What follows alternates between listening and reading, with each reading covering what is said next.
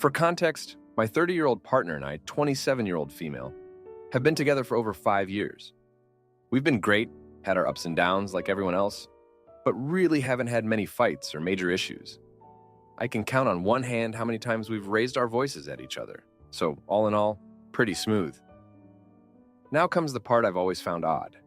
She never wants me around her friends, or at least it seems that way. For example, she has a lifelong friend of hers that she's been close with for around 2 decades. I've never met her. For a while, she lived just 15 minutes from my house, and I still never saw her. And my girlfriend never invited her over. My girlfriend and I live together. I've asked several times to meet her or for us to have her over to dinner, and there's always some excuse as to why she can't make it. However, she's had dozens of girl dates with her, to which I'm never invited. I've made attempts to invite myself, but I'm always shot down. Also, my girlfriend has many other friends, some of whom she plays recreational sports with in a league. I'll go watch them play about half the time, and she'll always want to go home right away after the game.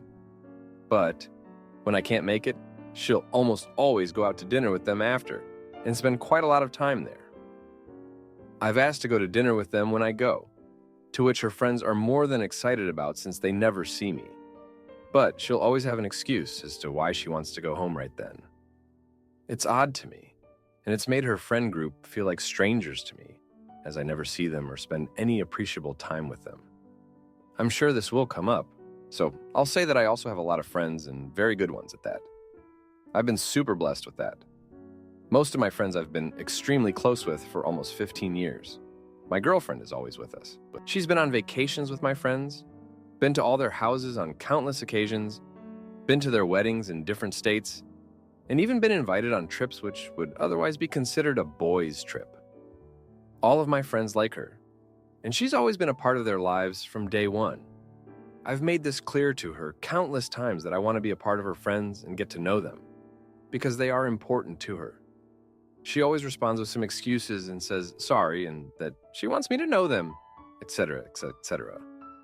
But when it comes down to it again, the same weird stuff happens. I can't help but be really hurt by it and wonder if there's something I'm potentially missing.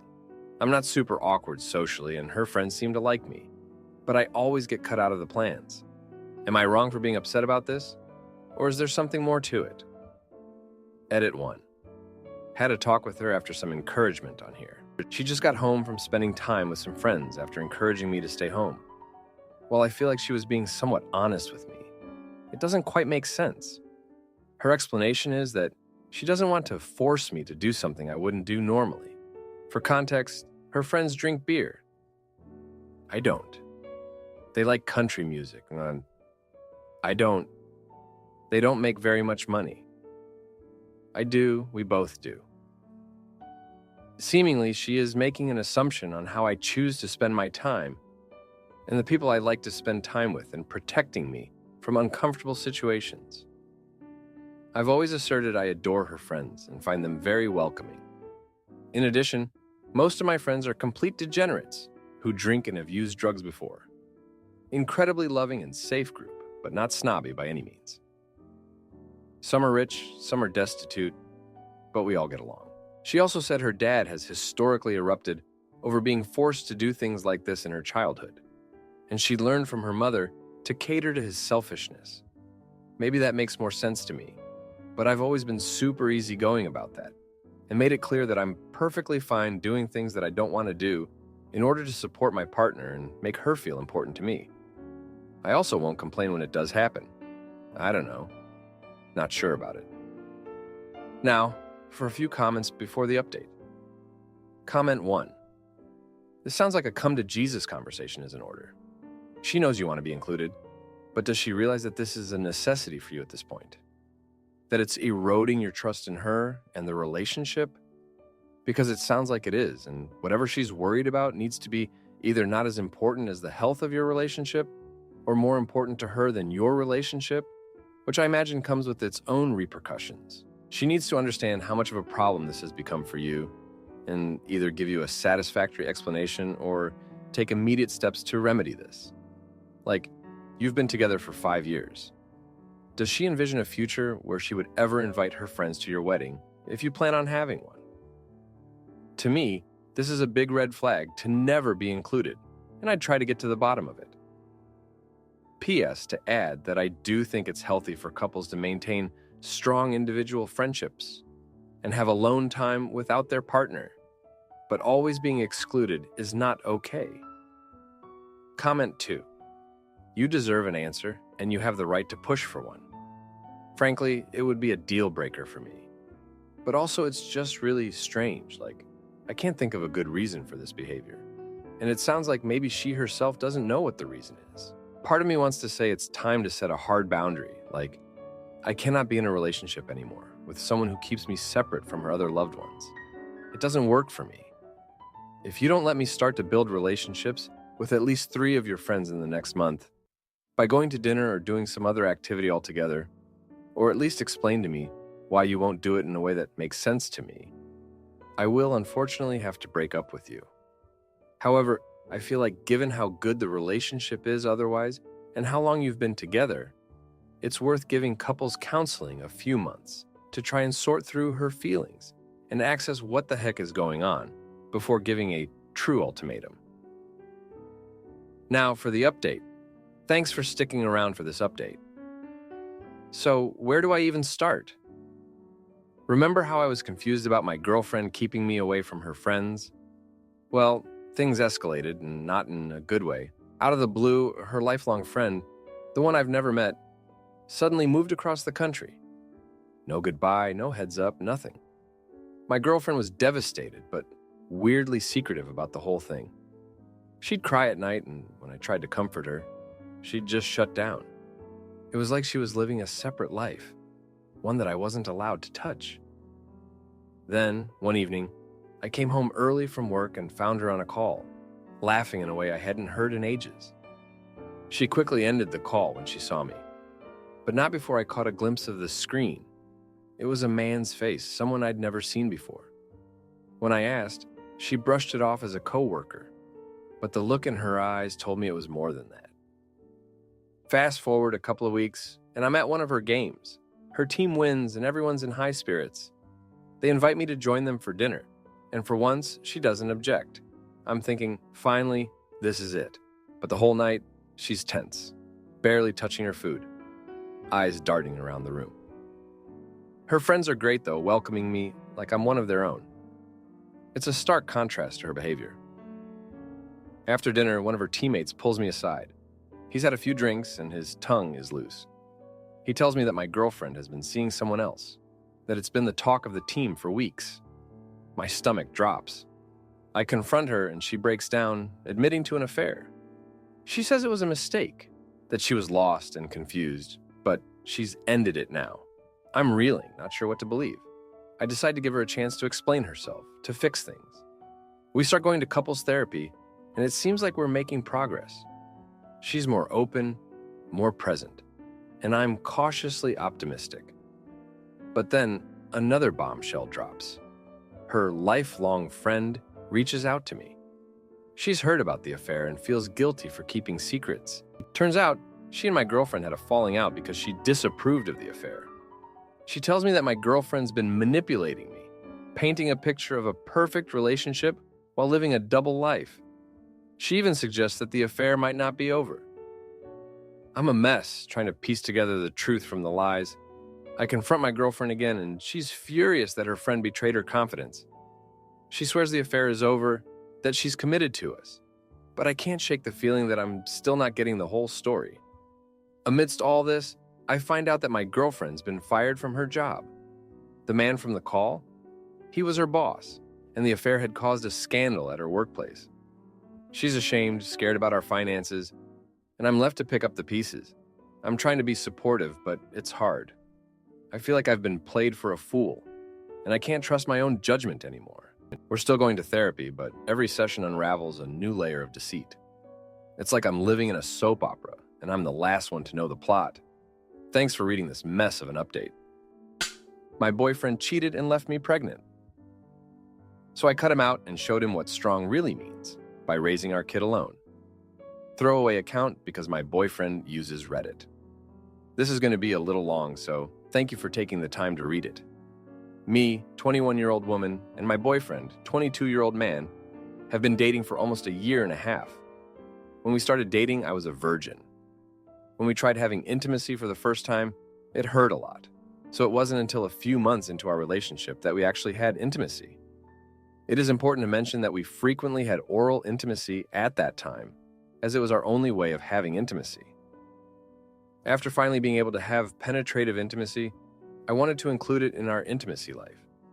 However, it seemed like every time I told my boyfriend to have intimacy with me, he declined, saying he was too tired, but he still wanted to have oral intimacy. I understood and did what he wanted. However, that was a while ago, and we've only had penetrative intimacy 5 times. And each time only lasted around a minute, where neither of us finishes. We just go back to having oral intimacy. Something I also want to mention is that he has told me about some intimacy encounters with his previous girlfriends. Like how there were multiple times they had to have intimacy in sketchy places because they couldn't find a private place to do it. Or how one time he almost had butt stuff intimacy with one of his ex-girlfriends because they couldn't find a condom. This made me feel insecure as I didn't know why he didn't want to have intimacy with me. And then slowly, we also had oral intimacy less frequently. So I was worried that something was wrong. I had a conversation with him asking if he didn't like having intimacy, to which he said he did like it, but it's just a lot of work. I then explained that his lack of interest in having intimacy with me and never initiating it made me feel insecure, like he wasn't attracted to me anymore. He then accused me of trying to manipulate him into having intimacy with me, which was absolutely not my intention. I apologized, he forgave me the day after, and we moved on. After that talk, however, things have not changed. We very rarely have oral intimacy and never have penetrative intimacy. I sometimes make comments like, "Our condoms are going to expire," in a joking manner, and he laughs. I know this isn't the right way to approach it, but I don't know how to do it without him thinking I'm manipulating him again. Last night, something very weird happened. He told me he wanted me, and I was excited since we hadn't been intimate in a while. So I started to make out with him. About 10 seconds into the makeout session, his demeanor changed. He stopped kissing me back and only gave me pecks. I asked what was wrong, and he said nothing. I told him I thought he wanted to have intimacy, and he said he was joking. I asked him why he would joke about that, and then he changed his reason and said that he only wanted to kiss and nothing further. I said that I thought he wanted us to have intimacy again, and he then said he did want to. I asked what changed, and he said nothing. I didn't want to pressure him anymore, but it seemed pretty obvious that he was lying to me, so I was pretty distant for the rest of the night. He kept asking me what was wrong, and I didn't want to start a fight, so I said nothing was wrong. I don't know how to approach this situation at all, but it makes me feel so insecure. I feel like he might not be attracted to me anymore, which is why he doesn't want to be intimate with me. How do I approach this? Has anyone been in a similar situation and can give me their insights? How do I ask him what's going on without him thinking I'm manipulating him? I'll also state that I'm 100% sure he isn't cheating on me, so I know that's not a reason. Now, for a few comments before the update, comment 1. However, that was a while ago, and we've only had penetrative intimacy 5 times, and they've only lasted around a minute where neither of us finishes. We just go back to having oral intimacy. If you don't mind, why exactly did they last only a minute if neither of you finished? What made you stop? Comment 2. It sounds so frustrating. Something might be wrong down there for him, or he's just weird. I can't think of why he'd keep rejecting it. But if he's worth fighting for, then fight for him to talk to you. Otherwise, keep your peace and move on. Now, for the update. A lot has happened since my last post, and I need to vent. So, after that weird night, things got even more confusing. My boyfriend started acting super nice out of nowhere, like he was trying to make up for something. He was buying me flowers, cooking dinner, all that stuff, but it felt off, like he was hiding something. I didn't want to be paranoid, but it was hard not to be. Then, one day, I was cleaning up and found a receipt for a hotel room. It was dated for a day he said he was working late. My heart sank. I confronted him about it, and at first he tried to deny it. But eventually he broke down and admitted he'd met up with an ex. He swore nothing happened, that they just talked. But come on, a hotel room? I was furious and felt so betrayed. We had a huge fight. I told him I needed space to think, and he left to stay with a friend. I was a mess, but I had to know the truth. I reached out to his ex on social media, and she confirmed they slept together. She even sent me screenshots of their messages planning it. I was devastated. I couldn't believe the guy I trusted was capable of this. I felt like a fool for not seeing the signs. I was angry, hurt, and felt so alone. But I knew I had to end things. When he came back to talk, I showed him the messages and told him it was over. He tried to apologize, to say it was a one-time mistake, but I couldn't get past it. I packed up his things and told him to leave.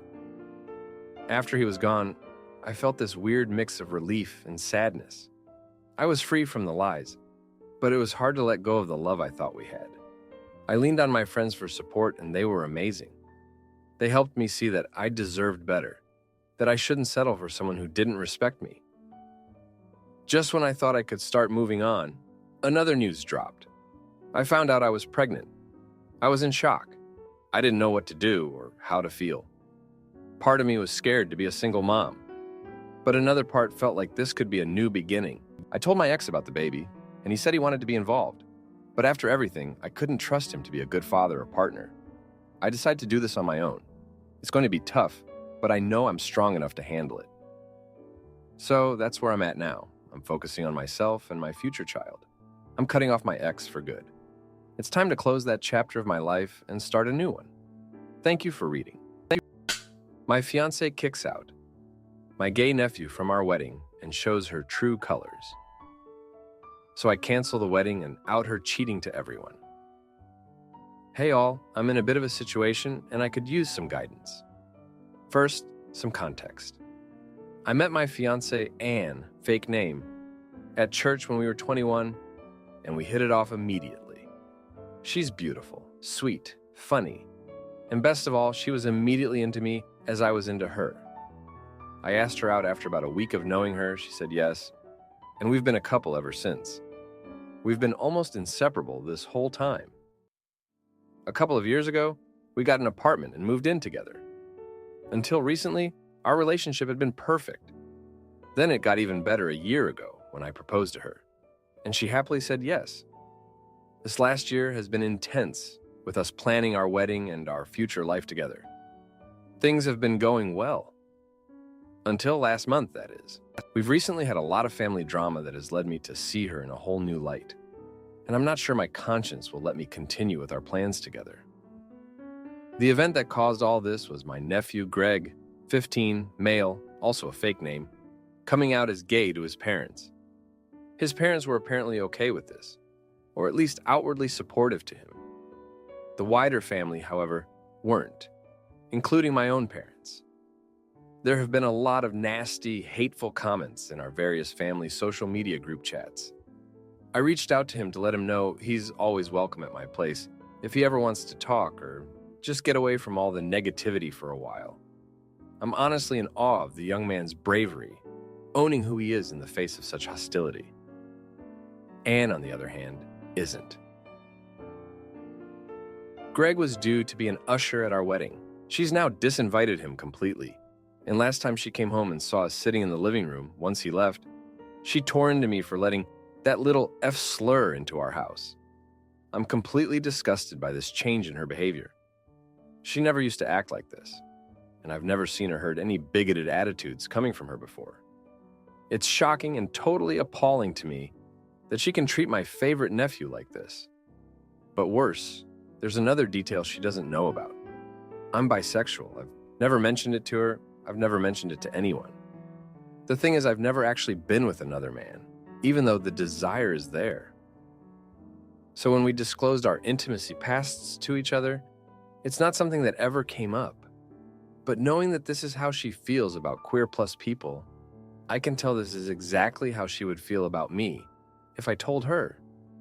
As a result, I've lost any feelings of love or attraction towards her. I feel like I'm grieving the loss of the person I thought she was. And I'm absolutely revolted by who she is now. I've stopped initiating intimacy with her. I don't think I could stand the thought of being intimate with her now. She tried to initiate with me last week, and I turned her down. She didn't take that well at all. She even asked me if I was gay, because I didn't want to sleep with her. I almost told her the truth at that point, but I had to bite my tongue. I want to call off our wedding. I want out of our relationship, and I want her out of my life. But I don't know how to do this without coming out, knowing that if I did, it would likely destroy my relationship with my entire extended family. I'm just not sure about the best way to go about this. Now, for a few comments before the update. Comment 1. She's now disinvited him completely, and last time she came home and saw us sitting in the living room, once he left, she tore into me for letting that little F slur into our house. This is enough of a reason to fall out of love and end a relationship, period. I'm straight, and I'd flat out end any talk of marriage or a future here, period. You don't need to out yourself at all. What she said is vile. When you end it, do not say it's because you're bi if it's not something you want to. Flat out tell her you're disgusted by what she said about an innocent kid, that you don't want to build a future with someone who could cast away family, friends, and potential children of yours because they may be gay. Comment 2. Yes, you should absolutely dump her, and you should probably not meet your next girlfriend at church, since that tends to be a hotbed of homophobia. Just dump her. Say you can't be with a bigot and let the chips fall where they may. You don't need to come out yourself. That being said, rejecting her bigotry is also, in a sense, rejecting much of your extended family. And that may be something you need to come to terms with over the next few years. It might help to talk to a therapist about it. A real therapist. Not somebody church-affiliated. Now for the update. Hey all, thanks for listening. So, it's been pretty up and down these past few days. Remember how I said Anne disinvited Greg from our wedding? Well, she's been on a rampage trying to cleanse our guest list of anyone she deems unfit. She's been combing through our friends and family, questioning their values. And it's like she's a completely different person. It's like she's looking for any excuse to cut people out. I've been trying to talk to her to understand where this is coming from. But she's just not the person I knew. She's become cold and calculating, and it's like she's testing me, seeing if I'll stand by her or not. It's a mess, and I'm caught in the middle, trying to keep the peace. But then, things took a turn. My best friend, who's been helping me through all this, let slip something that rocked me to my core. He told me that Anne had been seeing someone else behind my back. At first, I didn't believe him. Anne? My Anne? But he had proof. Texts, pictures. It was undeniable. And the worst part? It was with one of my close friends. Talk about a betrayal. I was furious, hurt, and confused. All this time she's been preaching about values and loyalty, and she's been lying and cheating. I confronted her, and she didn't even deny it. She said it was because I'd been distant, that I wasn't the man she fell in love with anymore. As if that's any excuse for what she did. I should have seen it coming. The late nights, the sudden trips, the way she'd been guarding her phone. But I trusted her. I loved her. And now I'm just disgusted by her hypocrisy. So I made a decision. I called off the wedding. I told her it was over, that I couldn't marry someone who could do something like that. She didn't take it well. She accused me of overreacting, of not understanding her needs. But I stood my ground. I couldn't let her walk all over me, not after this. The fallout has been brutal. Our families are taking sides, and it's like a war zone. My parents are disappointed in me for ending things so close to the wedding. They don't know the full story, and I can't bring myself to tell them about Anne's affair. It would just cause more drama. And then, as if things couldn't get any worse, the friend she cheated with came to me, begging for forgiveness. He said it was a mistake, that he'd been manipulated by Anne, that she'd told him we were on the rocks, and that it was basically over between us. I didn't know what to believe. I felt like everyone was just trying to save their own skin. I've been staying with my best friend since the breakup. I needed to get away from Anne, from the chaos, but even here I'm not at peace. I keep thinking about Greg, about how brave he was to be true to himself. And here I am, hiding who I am because I'm afraid of losing my family. But I can't come out, not now. It would just add fuel to the fire, so I'm stuck living a lie while Anne plays the victim and my family takes her side. It's a mess, and I don't know how to fix it. I'm trying to focus on the future, on rebuilding my life without Anne. It's going to be hard, but I have to believe it's for the best. I just wish I could be honest with everyone about who I am. Maybe one day, but not today. Thanks for reading. If you like this video, you'll probably like these too. Also, while you're here, please consider subscribing. It's your support that keeps this channel alive and allows me to make better and longer videos. Have a great day!